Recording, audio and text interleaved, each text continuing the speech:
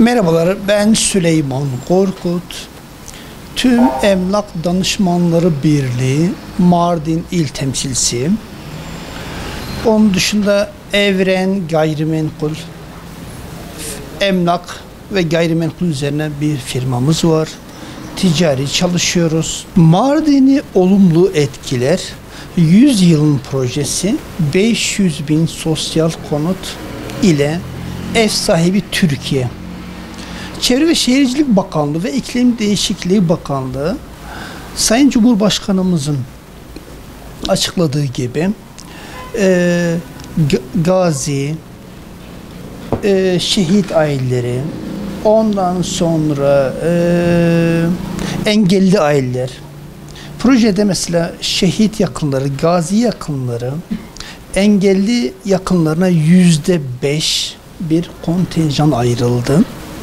Onun dışında hani Cumhurbaşkanımız genelde 3 çocuk ve daha fazlası sürekli dile getiriyor. Onun için 3 çocuklu ailelere ve daha fazla çocuk sahibi olan ailelere %10 kadar bir kontenjan ayrıldı.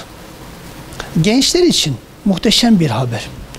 Gençlerimiz yeri geldiğinde evlenemiyor olabilirler. Yeri geldiğinde okuduklarından dolayı geç evleniyorlar. Onun için 18 yaş ve 30 yaşına kadar ki gençlere %21 kontenjan ayrıldı. Özel sektörü nasıl etkiler? Örneğin düşük gelirli aileleri var. Bunlar bir türlü ev sahibi olamıyorlar.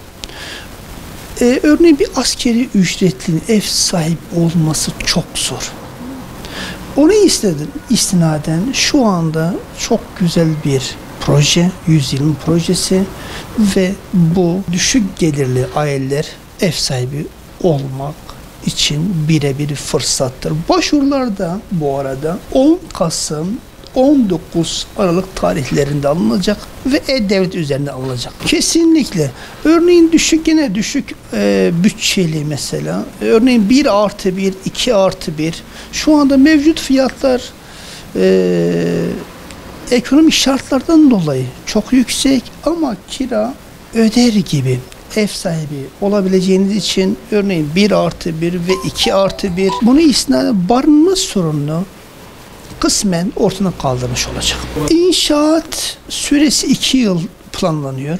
Onun dışında 1+1, 2+1'ler olacak dedik. Kentin yapısına uygun yatay mimari olacak. Çünkü niye?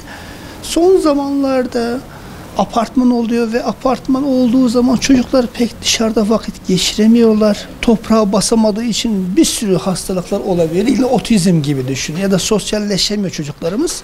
Ama yatay mimaride daha sağlıklı olur ve bizim kültürümüz daha çok yatay mimariye uygundur. Genel olarak bir %10, %22 kabaca söyleyeyim. Bir ödeme yapılacak. Onun dışında kira öder gibi taksit ödeyeceksiniz.